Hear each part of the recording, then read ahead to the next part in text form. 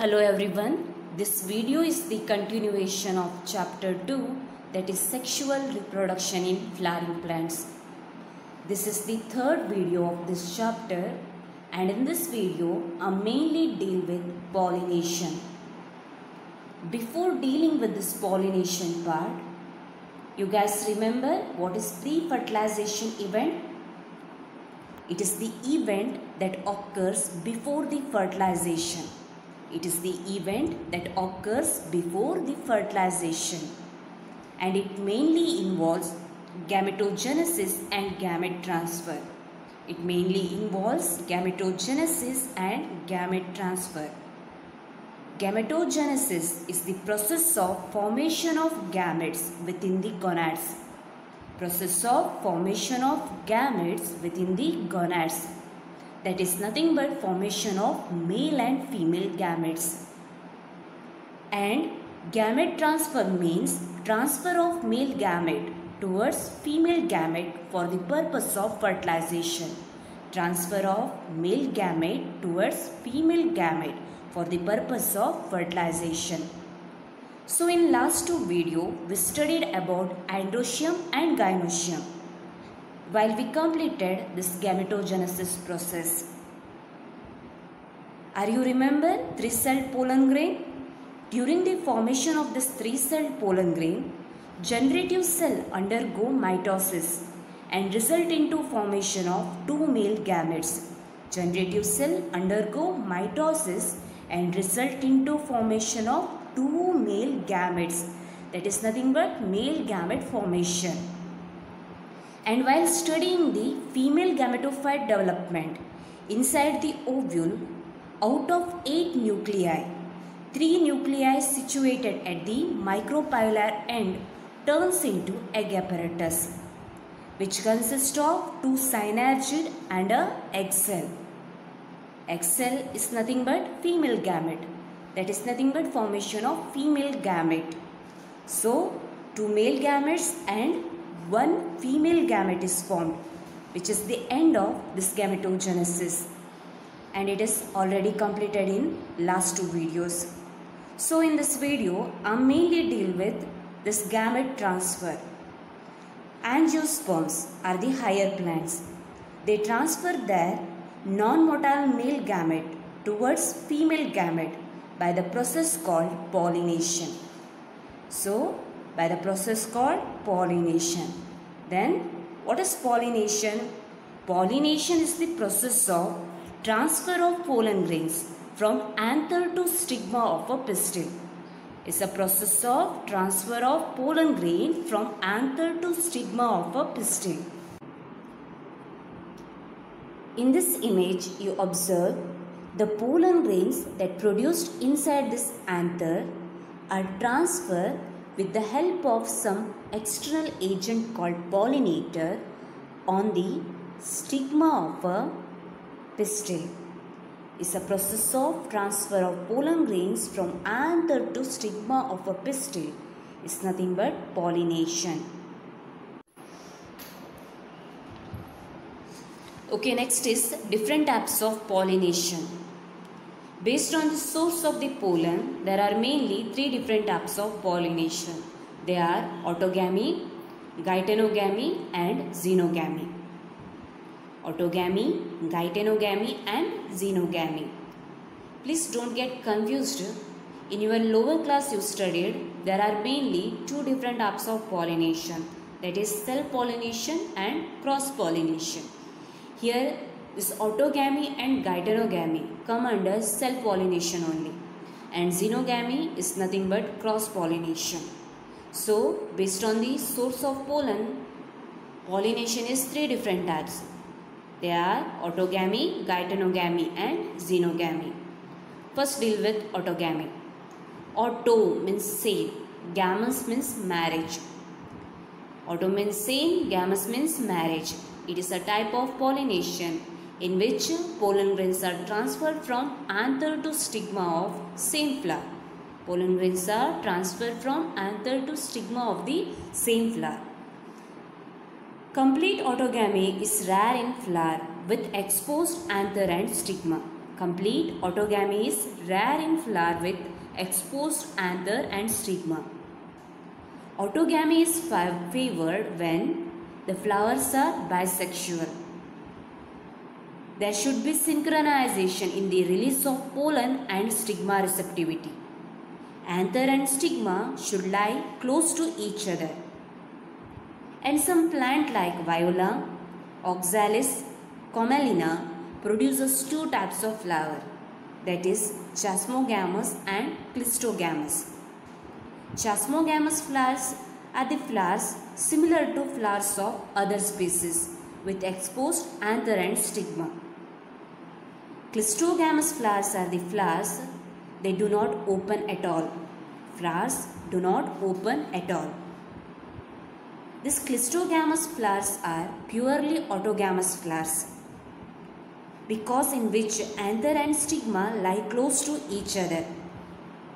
Anther and stigma lie close to each other and there is no chance of cross-pollination. When anther dehiscence in the flower buds, the pollen grains come in contact with stigma for pollination.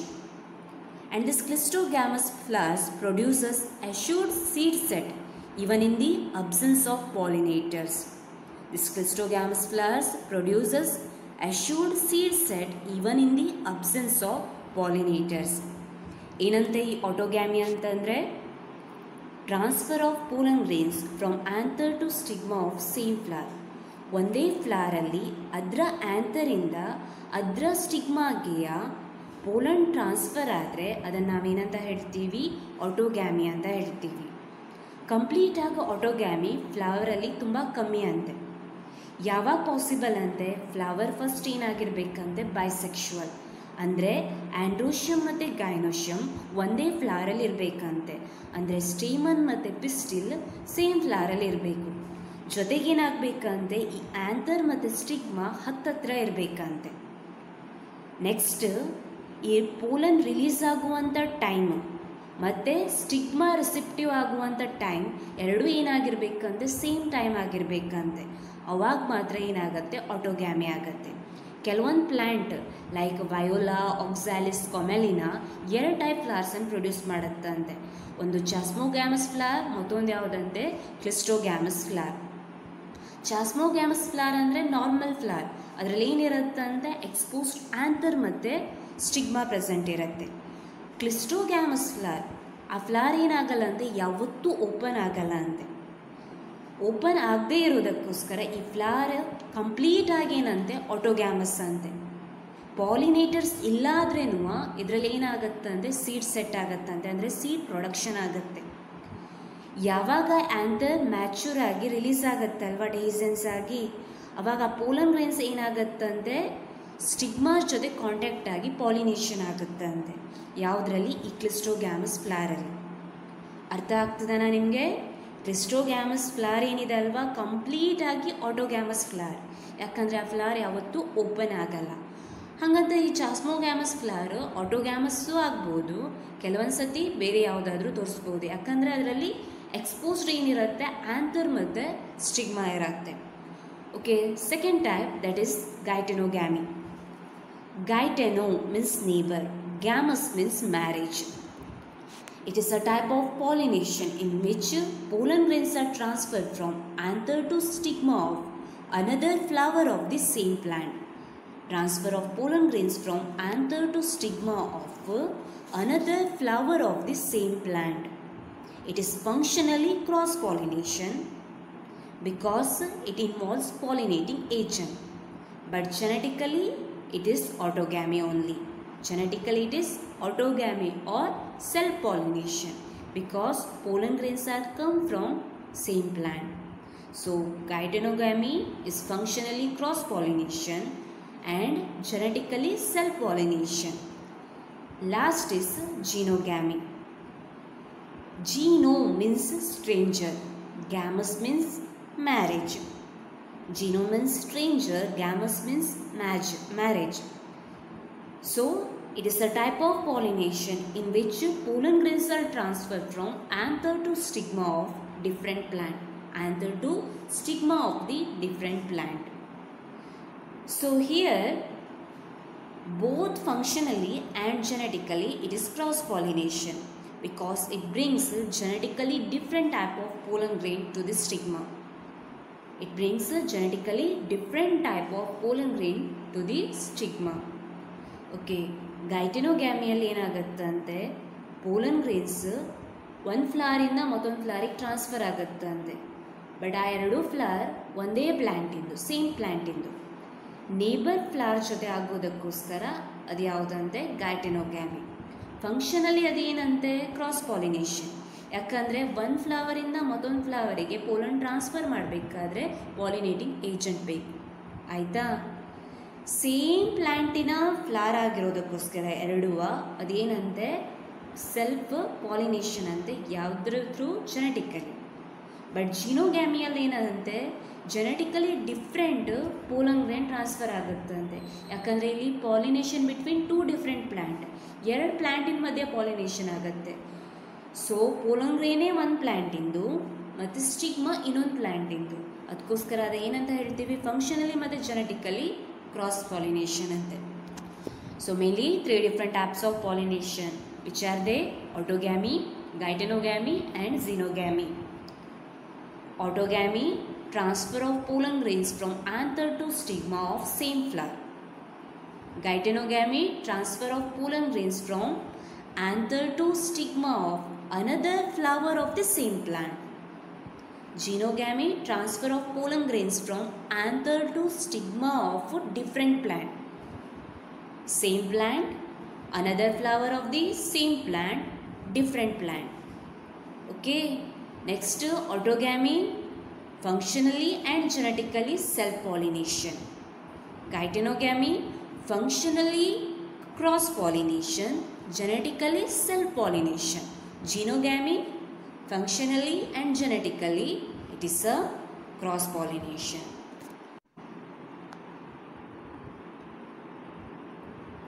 Okay, ಇಲ್ಲಿ ನೀವು observe ಮಾಡ್ಬೋದು 3 image ಕಾಣಿಸ್ತಿದೆ ನಿಮಗೆ, A, B ಮತ್ತು C. So ಇದು ಯಾವುದ್ರದಂತೆ viola ಪ್ಲ್ಯಾಂಟಿನ flowers. ಇವೇನಿದೆ ಅಲ್ವಾ ಚಾಸ್ಮೋಗ್ಯಾಮಸ್ flower. ನೋಡಿ ಅದರಲ್ಲಿ ಏನಿದೆ, ಆ್ಯಂಥರ್ ಮತ್ತು ಸ್ಟಿಗ್ಮಾ ನಾರ್ಮಲ್ ಫ್ಲವರ್ ಥರ ಎಕ್ಸ್ಪೋಸ್ಡ್ ಆಗಿದೆ. ಸೆಕೆಂಡ್ ಇರೋದು ಕ್ಲಿಸ್ಟೋಗ್ಯಾಮಸ್ ಫ್ಲವರ್. ಇವೇನಂತೆ ಅಂಡರ್ ಗ್ರೌಂಡ್ ಅಂತೆ, ಭೂಮಿಯ ಒಳಗಡೆ ಇರುತ್ತೆ ಮತ್ತು ಯಾವತ್ತೂ ಏನಿರುತ್ತೆ ಕ್ಲೋಸ್ಡ್ ಇರುತ್ತೆ. ಈ ಕ್ಲಿಸ್ಟೋಗ್ಯಾಮಸ್ ಫ್ಲವರ್ ಪಾಲಿನೇಷನ್ ಆಗಿ ಫರ್ಟಿಲೈಸೇಷನ್ ಆಗಿ ಯಾವುದನ್ನು ಸೀಡನ್ನು ಪ್ರೊಡ್ಯೂಸ್ ಮಾಡಿದೆ. ಈಗ ನೀವು ಈ ಪಾಡಲ್ಲಿ ಅಬ್ಸರ್ವ್ ಮಾಡ್ಬೋದು. ಸೊ ಇದು ವಯೋಲಾ ಪ್ಲ್ಯಾಂಟಿನ ಇಮೇಜ್. ಇದರಲ್ಲಿ ನೀವು ಫಸ್ಟ್ ಚಾಸ್ಮೋಗ್ಯಾಮಸ್, ಸೆಕೆಂಡ್ಲಿ ಕ್ಲಿಸ್ಟೋಗ್ಯಾಮಸ್, ಥರ್ಡ್ ಆ ಕ್ಲಿಸ್ಟೋಗ್ಯಾಮಸ್ ಫ್ಲವರಿಂದ ಪ್ರೊಡ್ಯೂಸ್ ಆಗಿರುವಂಥ ಸೀಡನ್ನು ಅಬ್ಸರ್ವ್ ಮಾಡ್ಬೋದು. ನಿಮಗೆ ನೆನಪಿರಲಿ ಅಂತ ನಿಮ್ಗೊಂದು ಗೊತ್ತಿದೆ ಅಂತ ಅಂದ್ಕೊಳ್ತೀನಿ. ಕಾಮನ್ ಆಗಿ ನೀವು ಶೇಂಗಾನ ಅಬ್ಸರ್ವ್ ಮಾಡಿರ್ತೀರ. ಶೇಂಗಾ ಬೀಜನ ತಿಂದಿರ್ತೀರ ಅಲ್ವಾ? ಬೀಜ ನಥಿಂಗ್ ಬಟ್ ಅ ಸೀಡ್ ಅದರಿಂದು. ಆ ಪಾಡ್ ನೋಡಿರ್ತೀರ, ಹೌದಾ? ಈಗ ಶೇಂಗಾ ಎಲ್ಲ ಆಗುತ್ತೆ, ಭೂಮಿಯ ಒಳಗಡೆ ಆಗುತ್ತೆ. ನೀವು ಆ ಶೇಂಗಾ ಪ್ಲ್ಯಾಂಟೇಷನ್ ಅಬ್ಸರ್ವ್ ಮಾಡಿದರೆ ಯೆಲ್ಲೋ ಕಲರ್ ಫ್ಲವರ್ಸ್ ಏನಿರುತ್ತಲ್ವ ಎಲ್ಲಿ ಮೇಲ್ಗಡೆ ಆಗುತ್ತೆ. ಬಟ್ ಈ ಶೇಂಗಾ ಅನ್ನುವಂಥ ಫ್ರೂಟ್ ಏನಿದೆ ಅಲ್ಲ ಅದೆಲ್ಲ ಆಗುತ್ತೆ ಭೂಮಿಯ ಒಳಗಡೆ. ಹೇಗಪ್ಪ, ಹೇಗೆ ಸಾಧ್ಯ? ಫ್ಲವರ್ಸ್ ಮೇಲ್ಗಡೆ, ಫ್ರೂಟ್ ಮತ್ತು ಸೀಡ್ ಹೇಗೆ ಕೆಳಗಡೆ? ನಮ್ಗೆ ಗೊತ್ತಿರೋ ಪ್ರಕಾರ after fertilisation the matured ovary is called as fruit and matured ovule is called as seed. ಹಾಗಿದ್ರೆ ಫ್ಲವರ್ ಮೇಲೆ ಫ್ರೂಟ್ ಕೆಳಗೆ ಹೇಗೆ? ಹಾಗಂದರೆ ನಾವು ತಿನ್ನುವಂಥ ಶೇಂಗಾ ಫ್ರೂಟೇ ಅಲ್ವಾ? ಅಥವಾ ನಿಮ್ಗೇನಾದರೂ ಬೇರೆ ಏನಾದರೂ ಐಡಿಯಾ ಬರ್ತದನಾ? ಈ ಫ್ಲವರ್ ಏನಾದರೂ ಬಿದ್ದು ಕೆಳಗಡೆ ಭೂಮಿ ಒಳಗೆ ಹೋಗಿ ಆಮೇಲೆ ರೂಟಿಗೆ ಸ್ಟಿಕ್ ಆಗಿ ಅಲ್ಲೇನಾದರೂ ಫ್ರೂಟ್ ಪ್ರೊಡ್ಯೂಸ್ ಮಾಡುತ್ತೆ ಅಂತ? ಈ ಶೇಂಗಾದಲ್ಲಿ ಕೂಡ ಏನಂತೆ 2 ಟೈಪ್ ಫ್ಲವರ್ಸ್. ನಾವೇನು ಮೇಲ್ಗಡೆ ಅಬ್ಸರ್ವ್ ಮಾಡ್ತೀವಲ್ವ ಆ ಯೆಲ್ಲೋಶ್ ಕಲರ್ ಫ್ಲವರ್, ಅದು ನಥಿಂಗ್ ಬಟ್ ಯಾವುದು ಅಂತದ್ದು ಚಾಸ್ಮೋಗ್ಯಾಮಸ್ ಫ್ಲವರ್ ಅಂತೆ. ಹಾಗಂದರೆ ಆ ಶೇಂಗಾ ಮತ್ತು ಶೇಂಗಾ ಬೀಜ ಕನ್ವರ್ಟ್ ಆಗೋದು ನಥಿಂಗ್ ಬಟ್ ಅಲ್ಲಿ ಏನಿದೆ ಕ್ಲಿಸ್ಟೋಗ್ಯಾಮಸ್ ಫ್ಲವರ್. ಅದು ಯಾವತ್ತೂ ಏನಾಗಲ್ಲ ಅಂತೆ, ಓಪನ್ ಆಗಲ್ಲ. ಎಲ್ಲಿರುತ್ತೆ ಅದು ಅಂಡರ್ಗ್ರೌಂಡ್ ಇರುತ್ತೆ.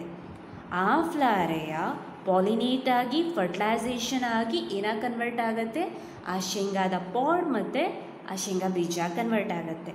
ನಿಮಗೆಲ್ಲಾದರೂ ಚಾನ್ಸ್ ಸಿಕ್ಕಿದ್ರೆ ಅಬ್ಸರ್ವ್ ಮಾಡೋದಕ್ಕೆ ಪ್ಲೀಸ್ ಅದನ್ನು ಅಬ್ಸರ್ವ್ ಮಾಡಿ.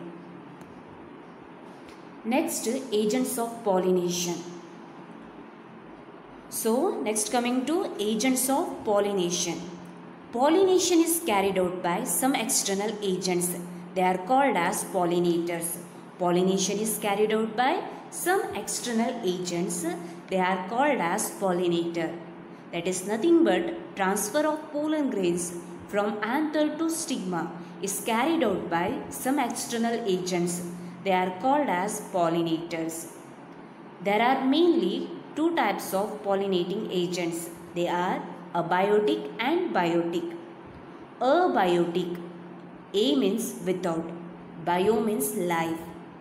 Without life means agents which carry out pollination are non-living matters such as wind and water, in which wind is the most common abiotic agent and water is very rare agent.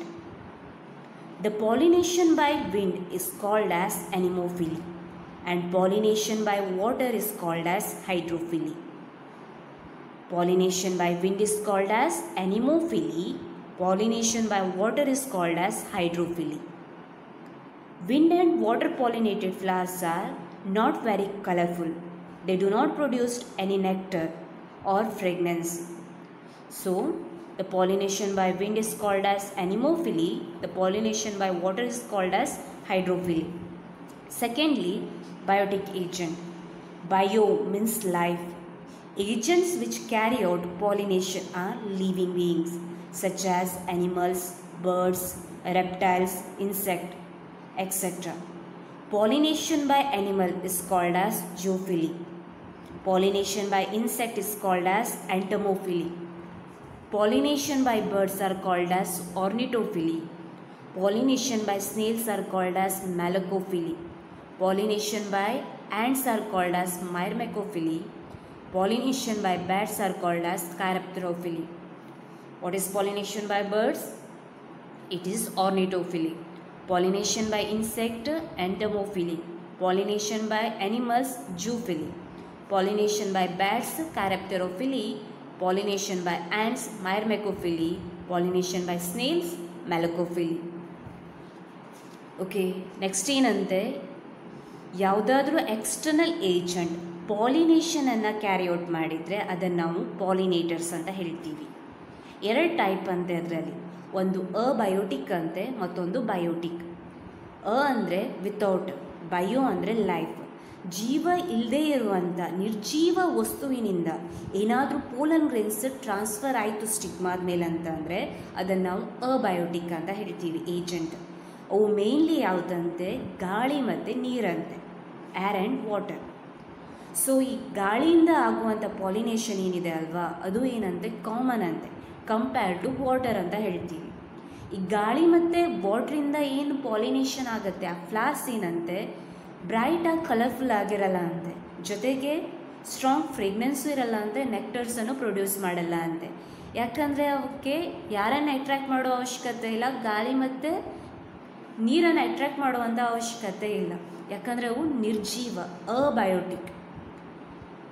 Next secondly ಏನಂತ ಹೇಳ್ತೀವಿ, ನೀರಿಂದ ಏನು pollination ಆಗುತ್ತಲ್ಲ ಅದನ್ನು ಹೈಡ್ರೋಫಿಲಿ ಅಂತ ಹೇಳ್ತೀವಿ.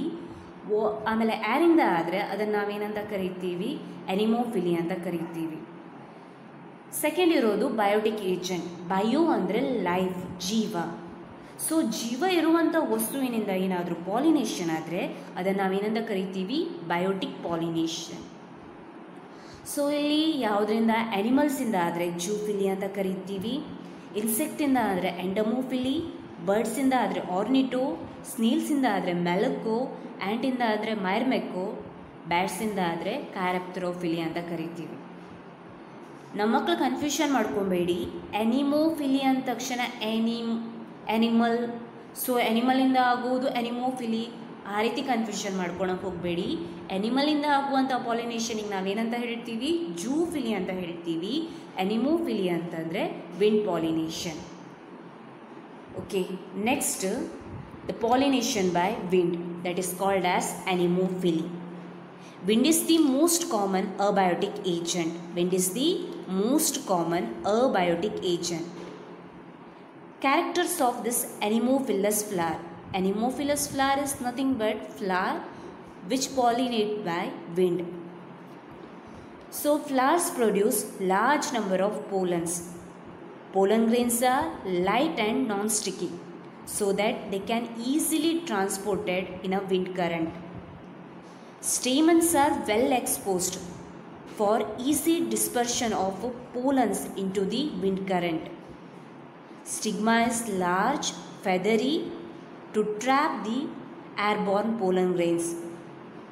Often these wind-pollinated flowers have a single ovule in each ovary, and number of flowers are packed into an inflorescence. What are the characters? Flowers produces large number of pollens. These pollens are light and non-sticky. Stamens are well exposed. Stigma large and feathery. Often single ovule in a single ovary, and numbers of flowers are packed into an inflorescence. It is common in grasses. For example, corncomb. Corncomb, nothing but popcorn, maize comb. In corncomb, the tassels are present. They are nothing but stigma and style which wave in the wind to trap the pollen grains. Okay, next ಯಾವುದಂತೆ anemophily ಅಥವಾ wind pollination. ಫಸ್ಟೇ ಹೇಳಿರೋ ಪ್ರಕಾರ wind ಅನ್ನೋದು common abiotic agent. So ಈ ವಿಂಡಿಂದ ಏನು pollinate ಆಗುತ್ತಲ್ವ ಆ ಫ್ಲವರಿಗೆ ನಾವೇನಂತ ಹೇಳ್ತೀವಿ, ಅನಿಮೋಫಿಲಸ್ ಫ್ಲವರ್ ಅಂತ ಹೇಳ್ತೀವಿ. ಈ ಫ್ಲವರ್ ಏನು ಮಾಡುತ್ತಂತೆ, ಲಾರ್ಜ್ ನಂಬರ್ ಆಫ್ ಪೋಲನ್ ಗ್ರೇನ್ಸನ್ನು ಪ್ರೊಡ್ಯೂಸ್ ಮಾಡುತ್ತಂತೆ. ಯಾಕಂದರೆ ಗಾಳಿಗೆ ಡಿಸ್ಪರ್ಸ್ ಆಗೋದಕ್ಕೋಸ್ಕರ ಪೋಲನ್ ಜಾಸ್ತಿ ನಂಬರ್ ಇದ್ದರೆ ಚಾನ್ಸ್ ಆಫ್ ಯಾವುದು ಪಾಲಿನೇಷನ್ ಹೆಚ್ಚಾಗ್ಬೋದು ಅಂತ. ಆಯಿತಾ. ಸೆಕೆಂಡ್ಲಿ ಆ ಪೋಲನ್ ಗ್ರೇನ್ಸ್ ಎಂತೆ ಲೈಟ್ ಇರುತ್ತಂತೆ, ನಾನ್ ಸ್ಟಿಕ್ಕಿ. ವೇಟ್ ಲೈಟ್ ಇದ್ದರೆ, ನಾನ್ ಸ್ಟಿಕ್ಕಿ ಇದ್ದರೆ ಈಸಿಲಿ ಗಾಳಿಗೆ ಹಾರೋಗ್ಬೋದಲ್ವಾ, ಅದಕ್ಕೋಸ್ಕರ ಅವು ಲೈಟ್ ಮತ್ತು ನಾನ್ ಸ್ಟಿಕ್ಕಿ ಇರುತ್ತಂತೆ. ನೆಕ್ಸ್ಟ್ ಅದರ ಸ್ಟೇಮನ್ಸ್ ಏನಾಗುತ್ತಂತೆ, ವೆಲ್ ಎಕ್ಸ್ಪೋಸ್ಡ್. ಈ ವೆಲ್ ಎಕ್ಸ್ಪೋಸ್ಡ್ ಸ್ಟೇಮನ್ಸ್ ಇರೋದಕ್ಕೋಸ್ಕರ ಪೋಲನ್ಸನ್ನು ಈಸಿಲಿ ಏನು ಮಾಡ್ಬೋದು, ಡಿಸ್ಪರ್ಸ್ ಮಾಡ್ಬೋದು ಗಾಳಿಗೆ. ನೆಕ್ಸ್ಟ್ ಸ್ಟಿಗ್ಮಾ ಏನಿರುತ್ತಂತೆ, ದೊಡ್ಡದಿರುತ್ತಂತೆ ಮತ್ತು ಫೆದರಿ. ಯಾವುದಕ್ಕೋಸ್ಕರ, ಈ ಗಾಳಿಯಲ್ಲಿರುವಂಥ ಪೋಲನ್ಸನ್ನು ಟ್ರ್ಯಾಪ್ ಮಾಡೋದಕ್ಕೋಸ್ಕರ. ಆಯಿತಾ. ಈ ವಿಂಡ್ ಪಾಲಿನೇಟೆಡ್ ಫ್ಲವರ್ಸಲ್ಲಿ ಒಂದೇ ಒಂದು ಓವ್ಯೂಲ್ ಇರುತ್ತಂತೆ ಒಂದು ಓವರಿಯಲ್ಲಿ. ಇದರಿಂದ ಏನಾಗ್ಬೋದು, ಆ ಫ್ಲವರಿನ ವೇಟ್ ಕಮ್ಮಿ ಆಗ್ಬೋದು. ಸಪೋಸ್ ಈ ಫ್ಲವರ್ಸ್ ಏನಾದರೂ ಚಿಕ್ಕ ಚಿಕ್ಕದಿರುತ್ತಲ್ವ, ಅವು ಏನಿರುತ್ತಂತೆ ಒಂದು ಕ್ಲಸ್ಟರಲ್ಲಿ ಪ್ರೆಸೆಂಟ್ ಇರುತ್ತಂತೆ. ಈಗ ಬೆಸ್ಟ್ ಎಕ್ಸಾಂಪಲ್ ನಮಗೆಲ್ಲರಿಗೂ ಕಾರ್ನ್ ಗೊತ್ತು, ಆ ಮೇಸ್ ಗೊತ್ತಿದೆ ಅಂತ ಅಂದ್ಕೊಳ್ತೀವಿ. ಪಾಪ್ಕಾರ್ನ್, ಮೇಸ್, ಕಾರ್ನ್ ಮೆಕ್ಕೆಜೋಳ ಅಂತ ಹೇಳ್ತೀವಲ್ವ. ಅದ್ರ ಮೇಲ್ಗಡೆ ಆ ಟೆಸಲ್ಸ್ ಇರುತ್ತೆ, ಆ ಕೂದಲು ಥರ. ಅವು ನಥಿಂಗ್ ಬಟ್ ಅದರ ಸ್ಟಿಗ್ಮಾ ಮತ್ತು ಸ್ಟೈಲ್. ನೀವು ನೋಡಿರ್ಬೋದು, ಅದು ತುಂಬ ಲೈಟ್ ವೇಟಲ್ಲಿ ಇರುತ್ತೆ. ಅದೇನಾಗುತ್ತಂತೆ, ಗಾಳಿಗೆ ಈಸಿಲಿ ವೇವ್ ಆಗುತ್ತೆ. ಆ ವೇವ್ ಆಗೋದ್ರಿಂದ ಯಾವುದ್ರಲ್ಲಿರುವಂಥ, ಗಾಳಿಯಲ್ಲಿರುವಂಥ ಅದರ ಪೋಲನ್ಸನ್ನು ಅದೇನು ಮಾಡ್ಬೋದು, ಟ್ರ್ಯಾಪ್ ಮಾಡ್ಬೋದು. ಇದರಿಂದ ಏನಾಗುತ್ತೆ, ಪಾಲಿನೇಷನ್. ಮೋಸ್ಟ್ ಕಾಮನ್ಲಿ ಎಲ್ಲ ಗ್ರಾಸಸ್ಸಲ್ಲೂ ಯಾವುದಾಗುತ್ತೆ ಅಂದರೆ ಈ ಅನಿಮೋಫಿಲಿ ಆಗುತ್ತೆ. Next, pollination by water. Pollination by water is called as hydrophily. Pollination by water is called as hydrophily. So, this hydrophily is very rare. It is limited to about 30 genera, mostly monocotyledons. For example, Vallisneria, Hydrilla, Zostera. Vallisneria and Hydrilla are freshwater forms, whereas Zostera is a marine grass or sea grass. Usually in the lower plants, water is the regular mode of transport for the male gamete. Usually in lower plants, water is the regular mode of transport for the male gamete. Some bryophytes and pteridophytes. In some bryophytes and pteridophytes, their distribution is limited because of the need of water for the transfer of male gamete and fertilization. So, hydrophily ಅಂದರೆ ಏನಂತೆ pollination by water. ನಿಮ್ಗೆ ಗೊತ್ತಿರೋ ಪ್ರಕಾರ ಈ water pollination ಏನಂತೆ ತುಂಬ rare ಅಂತೆ, ಖಾಲಿ 30 ಜನರಾಗಷ್ಟೇ ರಿಸ್ಟ್ರಿಕ್ಟ್ ಆಗಿದೆ ಅಂತೆ. ಅವು ಯಾವುದಂತೆ ಮೊನೊಕೊಟಲಿಡಾನ್ಸ್. ಎಕ್ಸಾಂಪಲ್ ಕೊಟ್ಟಿರೋದು ಯಾವ್ಯಾವುದಿದೆ, ವೆಲಿಸನೇರಿಯಾ, ಹೈಡ್ರಿಲ್ಲಾ ಮತ್ತು ಜಾಸ್ಟೆರಾ. ಈ ವೆಲಿಸನೇರಿಯಾ ಹೈಡ್ರಿಲ್ಲಾ ಏನಿದೆ ಅಲ್ವಾ ಅವು ಫ್ರೆಶ್ ವಾಟರ್ ಪ್ಲ್ಯಾಂಟ್ಸ್, ಅದೇ ಜಾಸ್ಟೆರಾ ಸೀ ಗ್ರಾಸ್. ಈಗ ನಮ್ಗೆ ಗೊತ್ತಿರೋ ಪ್ರಕಾರ ಈ ಲೋವರ್ ಪ್ಲ್ಯಾಂಟ್ ಅಂತ ಹೇಳ್ತೀವಲ್ವ, ಆಲ್ಗೆ, ಬ್ರಯೋಫೈಟ್ಸ್, ಸ್ಟೆಡೋಫೈಟ್ಸ್, ಅದರ ಮೇಲ್ ಗ್ಯಾಮೆಟ್ ಟ್ರಾನ್ಸ್ಫರ್ ಆಗಬೇಕಾದ್ರೆ ಏನು ಬೇಕು, ನೀರು ಬೇಕೇ ಬೇಕು, ರೆಗ್ಯುಲರ್ ಮೋಡ್ ಅದು. ಕೆಲವೊಂದು ಈ ಬ್ರಯೋಫೈಟ್ಸ್ ಮತ್ತು ಟೆರಡೋಫೈಟ್ಸ್ ಒಂದು ಪರ್ಟಿಕ್ಯುಲರ್ ಏರಿಯಾದಲ್ಲಿ ಮಾತ್ರ ಡಿಸ್ಟ್ರಿಬ್ಯೂಟ್ ಆಗಿರುತ್ತಂತೆ. ಯಾಕಂದರೆ ನೀರಿನ ಅವೈಬಿಲಿಟಿಯಿಂದ ಅಂತ ಹೇಳ್ತೀವಿ. ಅವು ತಮ್ಮ ಯಾವುದನ್ನು ಮೇಲ್ ಗ್ಯಾಮೆಟನ್ನು ಟ್ರಾನ್ಸ್ಫರ್ ಮಾಡಬೇಕಂದ್ರೆ ಮತ್ತು ಫರ್ಟಿಲೈಸೇಷನ್ ಮಾಡಬೇಕಂದ್ರೆ ಅವಕ್ಕೆ ನೀರು ಬೇಕಂತೆ, ಅದಕ್ಕೆ ಆ ಪ್ಲೇಸಲ್ಲಿ ಮಾತ್ರ ಇರುತ್ತಂತೆ. ಸೊ ಇದಕ್ಕೆ ಮತ್ತೆ ಯಾವುದನ್ನು ಹೈಡ್ರೋಫಿಲಿನ ಪ್ಲೀಸ್ ಕನ್ಫ್ಯೂಷನ್ ಮಾಡ್ಕೊಬೇಡಿ, ಅವು ಎಂಟೈರ್ಲಿ ಡಿಫ್ರೆಂಟ್. ಈಗ ನಾವು ಸ್ಟಡಿ ಮಾಡ್ತಿರೋದು ಯಾವುದು, hydrophily. Next, hydrophily in Vallisneria. In Vallisneria, the female flower reach the surface of water by the long stalk, and the male flowers are released onto the surface of water. They are carried by water current, and some of them eventually contact with female flowers and its stigma to bring about the pollination. In Vallisneria, the female flower reach the surface of water by long stalk. The male flowers are released on the surface of the water. They carried by water current, and some of them eventually contact with the stigma of the female flower and bring about the pollination. Okay? And in seagrass, the female flowers remain submerged in water, and the pollen grains are released inside the water. The pollen grains are long, ribbon-like, and they are carried passively inside the water. Some of them reach the stigma and achieve pollination. In seagrass, the female flowers remain submerged in water, and the pollen grains are released inside the water. These pollen grains are long, ribbon-like. They carried inside the water, and some of them reach the stigma and achieve pollination. ಏನಾಗುತ್ತಂತೆ, ವೆಲಿಸನೇರಿಯಾದಲ್ಲಿ female flower ನೀರಿನ ಸರ್ಫೇಸಿಗೆ reach ಆಗುತ್ತಂತೆ by long stalk ಅಂತ ಹೇಳ್ತೀವಿ. So ಈ ಮೇಲ್ flower ಏನಿದೆ ಅಲ್ವಾ ಅವು ಎಲ್ಲಿ ರಿಲೀಸ್ ಆಗುತ್ತಂತೆ, ನೀರಿನ ಸರ್ಫೇಸಿಗೆ ರಿಲೀಸ್ ಆಗುತ್ತಂತೆ. ವಾಟರ್ ಕರೆಂಟಿಂದ ಈ ಪೋಲನ್ ಗ್ರೇನ್ಸ್ ಯಾವುದಕ್ಕೆ ರೀಚ್ ಆಗುತ್ತಂತೆ, ಫೀಮೇಲ್ ಫ್ಲವರಿನ ಸ್ಟಿಗ್ಮಾಗೆ ರೀಚ್ ಆಗಿ ಪಾಲಿನೇಷನ್ ಆಗುತ್ತಂತೆ. ಬಟ್ ಸೀ ಗ್ರಾಸಲ್ಲಿ ಏನಾಗುತ್ತಂತೆ, ಈ ಜಾಸ್ಟೆರಾದಲ್ಲಿ ಫೀಮೇಲ್ ಫ್ಲವರ್ ಕೂಡ ಸಬ್ಮರ್ಜ್ಡ್ ಅಂತೆ, ನೀರಿನ ಒಳಗಡೆನೇ ಇರುತ್ತೆ. ಸೊ ಈ ಮೇಲ್ ಗ್ಯಾಮೆಟ್ ಅಂದರೆ ಪೋಲನ್ ಗ್ರೇನ್ಸ್ ಎಲ್ಲಿ ರಿಲೀಸ್ ಆಗುತ್ತಂತೆ, ನೀರಿನ ಒಳಗಡೆನೇ ರಿಲೀಸ್ ಆಗುತ್ತಂತೆ. ಅವು ಲಾಂಗ್ ರಿಬ್ಬನ್ ಲೈಕ್ ಇರುತ್ತಂತೆ. ನೀರಿನ ವಾಟರ್ ಕರೆಂಟಿಂದ ಅವು ಪ್ಯಾಸಿವ್ಲಿ ಯಾವುದ್ರ ಕಡೆ ಮೂವ್ ಆಗುತ್ತಂತೆ, ಈ ಸ್ಟಿಗ್ಮಾದ ಕಡೆ ಕ್ಯಾರಿ ಆಗಿ ಅಲ್ಲೇನಾಗುತ್ತಂತೆ, ಪಾಲಿನೇಷನ್ ಅಚೀವ್ ಆಗುತ್ತಂತೆ. ಒಂದು ಸ್ವಲ್ಪ ಸರಿಯಾಗಿ ನೆನ್ಪಿಟ್ಕೊಳ್ಳಿ, ಎಲ್ಲ ನೀರಲ್ಲಿರುವಂಥ ಪ್ಲ್ಯಾಂಟ್, ಅಕ್ವಾಟಿಕ್ ಪ್ಲ್ಯಾಂಟ್ ಯಾವುದನ್ನು ತೋರಿಸಲ್ಲ, ಹೈಡ್ರೋಫಿಲಿನ ತೋರಿಸಲ್ಲ. ಎಲ್ಲ ಅಕ್ವಾಟಿಕ್ ಪ್ಲ್ಯಾಂಟ್ ಯಾವುದನ್ನು ತೋರಿಸಲ್ಲ, ಹೈಡ್ರೋಫಿಲಿನ ತೋರಿಸಲ್ಲ. Not all aquatic plant used hydrophily.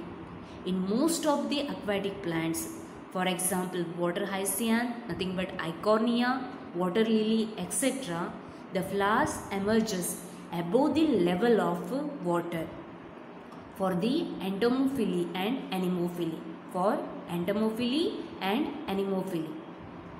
And next, remember the pollen grains of this hydrophilous flower are mucilaginous covering, consist of mucilaginous covering to protect from wetting.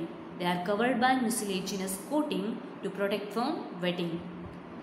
So ಏನಂತೆ, ಎಲ್ಲ aquatic plant ಯಾವುದನ್ನು ತೋರಿಸಲ್ಲ, ಹೈಡ್ರೋಫಿಲಿನ ತೋರಿಸಲ್ಲ. Most of the aquatic plant ನಮ್ಗೆ ಗೊತ್ತಿರೋ ಪ್ರಕಾರ ಈ ಐಕಾರ್ನಿಯಾ, ಈ ತಾವರೆ, ವಾಟರ್ ಲಿಲಿ ಅವೆಲ್ಲ ಇರುತ್ತಲ್ವ, ಅವು ಏನು ಮಾಡುತ್ತಂತೆ, ತಮ್ಮ ಫ್ಲವರ್ಸನ್ನು ವಾಟರ್ ಲೆವೆಲಿನ ಮೇಲ್ಗಡೆ ಪ್ರೊಡ್ಯೂಸ್ ಮಾಡುತ್ತಂತೆ. ಬ್ರೈಟ್ ಅಟ್ರಾಕ್ಟಿವ್ ಕಲರ್ಸ್, ನೆಕ್ಟರ್ಸ್ ಎಲ್ಲ ಪ್ರೊಡ್ಯೂಸ್ ಮಾಡುತ್ತೆ. ಯಾವುದಕ್ಕೋಸ್ಕರ, ಐದರ್ ಎಂಟಮೋಫಿಲಿ ಇನ್ಸೆಕ್ಟಿಂದ ಅಥವಾ ಅನಿಮೋಫಿಲಿ ಆಗೋದಕ್ಕೋಸ್ಕರ. ಅರ್ಥ ಆಯ್ತಾ? ನೆಕ್ಸ್ಟ್ ಆಮೇಲೆ ಈ ಹೈಡ್ರೋಫಿಲಸ್ ಫ್ಲಾರಿನ ಪೋಲನ್ ಗ್ರೇನ್ಸ್ ಏನಿರುತ್ತಲ್ವ ಅವು ಸ್ವಲ್ಪ ಏನಾಗಿರುತ್ತಂತೆ ಮ್ಯುಸಿಲೇಜಿನಸ್ ಕೋಟಿಂಗಿಂದ ಕೋಟೆಡ್ ಆಗಿರುತ್ತಂತೆ. ಯಾಕಂದರೆ ನೀರಿನ ವೆಟ್ಟಿಂಗಿಂದ ಪ್ರೊಟೆಕ್ಟ್ ಮಾಡೋದಕ್ಕೋಸ್ಕರ. ಸ್ಟಾರ್ಟಿಂಗಲ್ಲೇ ಹೇಳಿದೆ ನಿಮಗೆ, ವಾಟರ್ ಮತ್ತು ಏರಿಂದ ಪಾಲಿನೇಟ್ ಆಗುವಂಥ ಫ್ಲವರ್ಸಲ್ಲಿ ಏನಿರಲ್ಲ ಅಂತೆ, ಬ್ರೈಟ್ ಕಲರ್ ಇರಲ್ಲ ಅಂತೆ, ನೆಕ್ಟರ್ಸ್ ಇರಲ್ಲ ಅಂತೆ. Next, pollination by biotic agents. Majority of these flowering plants use animal as a pollinating agent like bees, butterflies, birds, reptiles, etc. Often flowers pollinated by animals are specifically adapted for particular species of animals. Often flowers pollinated by animals are specifically adapted for a particular species of animal. Many insects consume the pollen or nectars without bringing about pollination. They are called as pollen or nectar robber. What are pollen or nectar robbers? Many insects consume pollen or nectar without bringing about pollination. This pollination by insect are called as entomophily, and bee is the most common. Then coming to characters of this entomophilous flower. Entomophilous flower is nothing but flower which is pollinated by insect. Flowers are large, colorful, fragrant and rich in nectar. Flowers are large, colorful, fragrant and rich in nectar. Nectar and pollen grains are the floral reward for pollination. Nectar and pollen grains are the floral rewards for pollination.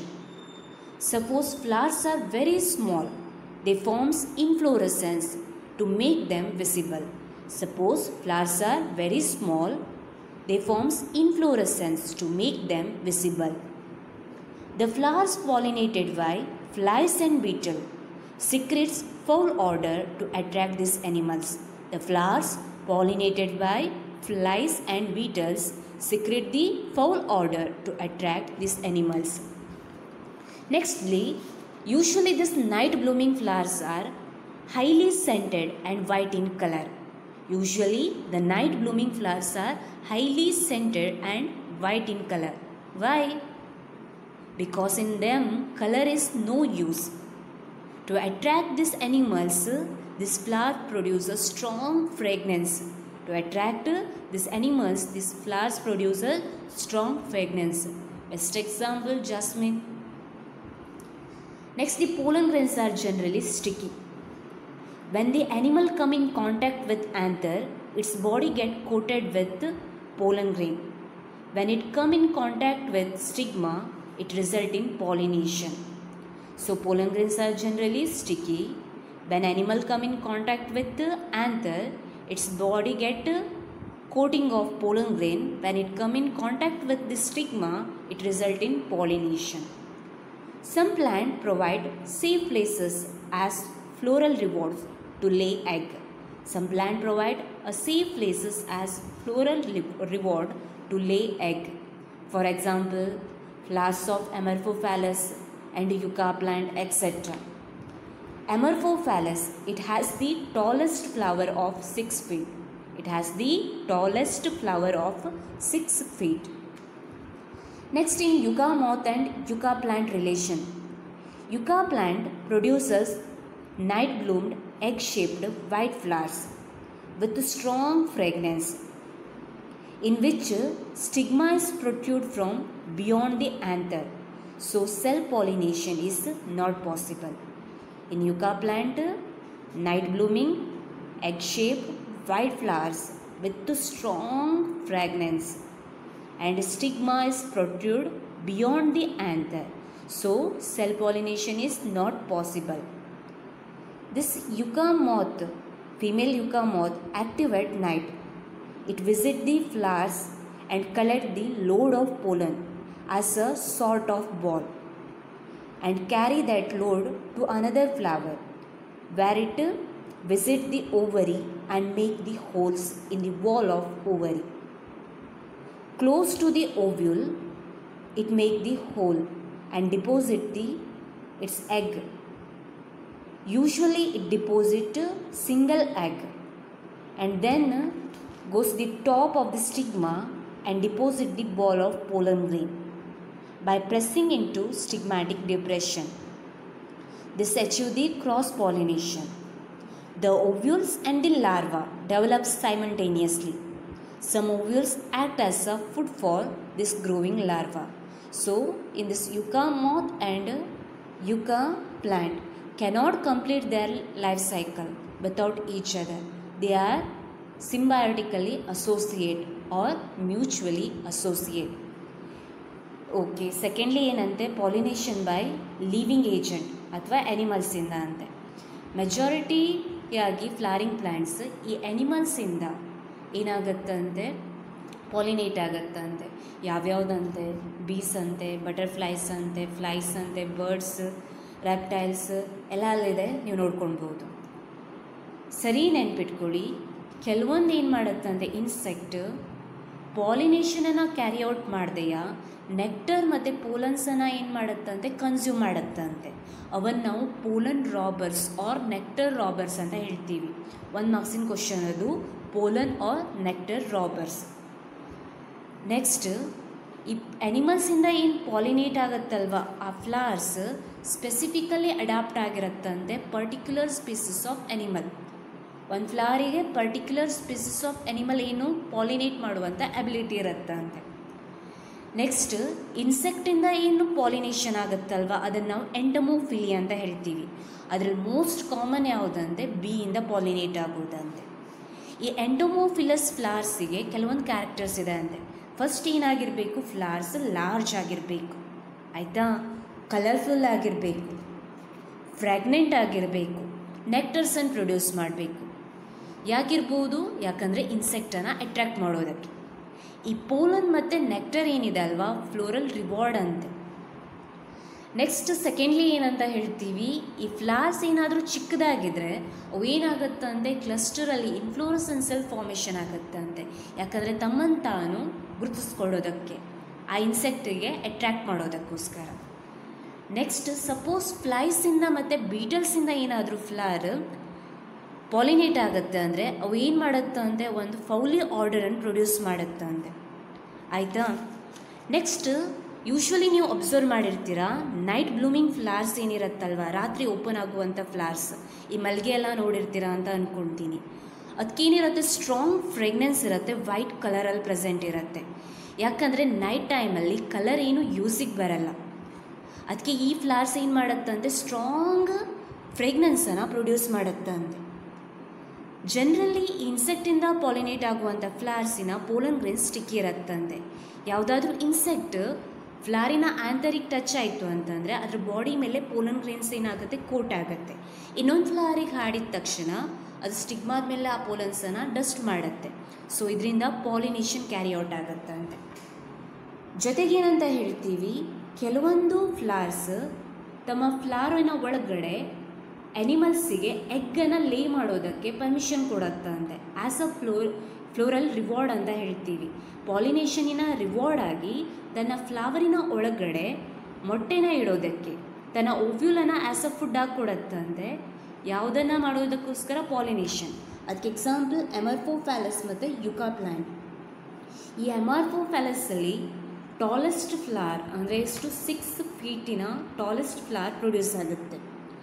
ಯುಕಾ plant ಮತ್ತು ಯುಕಾ ಮಾತಿನ relationship ಏನಿದೆ ಅಲ್ವಾ, ತುಂಬ different ಇದೆ. ಈ yucca plant ಏನು ಮಾಡುತ್ತಂತೆ, white colour egg shaped ಫ್ಲವರನ್ನು ಪ್ರೊಡ್ಯೂಸ್ ಮಾಡುತ್ತೆ. ಆ ಫ್ಲವರ್ ನೈಟ್ ಟೈಮಲ್ಲಿ ಓಪನ್ ಆಗುತ್ತೆ, ನೈಟ್ ಬ್ಲೂಮಿಂಗ್. ಅದು ಸ್ಟ್ರಾಂಗ್ ಫ್ರೆಗ್ನೆನ್ಸ್ ಇರುತ್ತೆ ಅದಕ್ಕೆ. ಅದರ ಸ್ಟಿಗ್ಮಾ ಏನಿರುತ್ತೆ ಈ ಆ್ಯಂಥರಿಂದ ಫಾರ್ ಬಿಯಾಂಡ್ ಪ್ರೊಟ್ಯೂಡ್ ಆಗಿರುತ್ತೆ. ಅದರಿಂದ ಅದರಲ್ಲಿ ಏನಾಗಲ್ಲ, ಸೆಲ್ಫ್ ಪಾಲಿನೇಷನ್ ಪಾಸಿಬಲ್ ಇಲ್ಲ. ಯುಕಾ ಮಾತ್ ಏನಿದೆ ಅಲ್ವಾ, ಫೀಮೇಲ್ ಯುಕಾ ಮಾತ್, ಅದು ನೈಟಲ್ಲಿ ಆ್ಯಕ್ಟಿವ್. ಅದೇನು ಮಾಡುತ್ತೆ, ಫ್ಲವರಿಗೆ ಹೋಗಿ ಅಲ್ಲಿಂದ ಪೋಲನ್ಸನ್ನು ಒಂದು ರೀತಿ ಬಾಲ್ ಥರ ಮಾಡಿ ತೊಗೊಂಬರುತ್ತೆ, ಇನ್ನೊಂದು ಫ್ಲವರಿಗೆ ಹಾರುತ್ತೆ. ಆ ಫ್ಲವರಿನ ಓವರಿಗೆ ಹೋಗಿ ಆ ಓವರಿಯಲ್ಲಿ ಏನು ಮಾಡುತ್ತೆ, ಹೋಲನ್ನು, ಓವರಿಯ ವಾಲ್ ಮೇಲೆ ಹೋಲನ್ನು ಕ್ರಿಯೇಟ್ ಮಾಡುತ್ತೆ ಓವ್ಯುಲಿನ ಹತ್ತಿರದಲ್ಲಿ. ಅಲ್ಲೇನು ಮಾಡುತ್ತೆ, ಒಂದೊಂದು ಆ ಹೋಲಲ್ಲಿ ಒಂದೇ ಒಂದು ಎಗ್ಗನ್ನು ಮಾತ್ರ ಏನು ಮಾಡುತ್ತೆ, ಲೇ ಮಾಡುತ್ತೆ, ಆಯಿತಾ. ನೆಕ್ಸ್ಟ್ ಟಾಪಿಗೆ ಹೋಗಿ ಆ ಸ್ಟಿಗ್ಮ್ಯಾಟಿಕ್ ಸರ್ಫೇಸಲ್ಲಿ ಆ ತಂದಿರುವಂಥ ಪೋಲನಿನ ಬಾಲನ್ನು ಪ್ರೆಸ್ ಮಾಡಿ ಒಳಗಡೆ ಕೊಡುತ್ತೆ. ಅದರಿಂದ ಏನಾಯಿತು, ಕ್ರಾಸ್ ಪಾಲಿನೇಷನ್ ಆಯಿತು. ಈಗ ಏನಾಗುತ್ತೆ ಅಂದರೆ ಆ ಲಾರ್ವಾ ಮತ್ತು ಓವ್ಯೂಲ್ ಸೇಮ್ ಟೈಮಲ್ಲಿ ಬೆಳೆಯೋಕ್ಕೆ ಸ್ಟಾರ್ಟ್ ಆಗುತ್ತೆ. ಕೆಲವೊಂದು ಏನು ಈ ಓವ್ಯೂಲ್ ಏನಿದೆ ಅಲ್ವಾ, ಈ ಲಾರ್ವಾಗೆ ಫುಡ್ ಆಗಿ ಪ್ರೊವೈಡ್ ಆಗುತ್ತೆ. ಸೊ ಯುಕಾ ಪ್ಲ್ಯಾಂಟ್ ಮತ್ತು ಯುಕಾ ಮಾತು ಒಂದೊಂದು ಬಿಟ್ಟು ಮತ್ತೊಂದು ತಮ್ಮ ಲೈಫ್ ಸೈಕಲನ್ನು ಕಂಪ್ಲೀಟ್ ಮಾಡೋಕ್ಕಾಗಲ್ಲ ಅಂತೆ, ಯಾಕಂದರೆ ಅವು ಸಿಂಬಯೋಟಿಕಲಿ ಅಥವಾ ಮ್ಯೂಚುವಲಿ ಅಸೋಸಿಯೇಟ್. ಸೊ ನಾವು 3 ಡಿಫ್ರೆಂಟ್ ಟೈಪ್ಸ್ ಆಫ್ ಯಾವುದನ್ನು ಕಲ್ತಿದ್ದೀವಿ ಈಗ, ಪಾಲಿನೇಷನ್ ಕಲ್ತಿದ್ದೀವಿ, agents of pollination, entomophily, anemophily ಮತ್ತು ಹೈಡ್ರೋಫಿಲಿನ. ಅದನ್ನು ಕರೆಕ್ಟಾಗಿ ನೋಡ್ಕೊಂಡು ಇಟ್ಕೊಳ್ಳಿ ಆಯಿತು. ಇದರಲ್ಲಿ ನೋಡಿ ಪಾಲಿನೇಷನಿನ 2 types, self pollination, cross pollination. Self ಪಾಲಿನೇಷನಲ್ಲಿ ಆಟೋಗ್ಯಾಮಿ, ಗೈಟೆನೋಗ್ಯಾಮಿ. ಜಿನೋಗ್ಯಾಮಿಯಲ್ಲಿ ಪಾಲಿನೇಟಿಂಗ್ ಏಜೆಂಟ್ ಬರುತ್ತೆ, ಅದರಲ್ಲಿ ಅಬಯೋಟಿಕ್ ಮತ್ತು ಬಯೋಟಿಕ್. ಅಬಯೋಟಿಕ್ ಯಾವುದು, ವಿಂಡ್ ಮತ್ತು ವಾಟರ್. ವಿಂಡಿಂದ ಆದರೆ ಎನಿಮೋಫಿಲಿ, ವಾಟ್ರಿಂದ ಆದರೆ ಹೈಡ್ರೋಫಿಲಿ. ಬಯೋಟಿಕಲ್ಲಿ ಸ್ನೇಲ್ಸಿಂದ ಆದರೆ ಮೆಲಕೋ, ಇನ್ಸೆಕ್ಟಿಂದ ಆದರೆ ಎಂಟಮೋ, ಬರ್ಡ್ಸಿಂದ ಆದರೆ ಆರ್ನಿಟೋ, ಬ್ಯಾಟ್ಸಿಂದ ಆದರೆ ಕೈರೆಪ್ಟ್ರೋ, ಅದರ್ ವರ್ಟಿಬ್ರೇಟ್ಸ್ ಅಂದರೆ ಅನಿಮಲ್ಸಿಂದ ಆದರೆ ಜೂಫಿಲಿ ಅಂತ ಹೇಳ್ತೀವಿ. So thank you for your attention.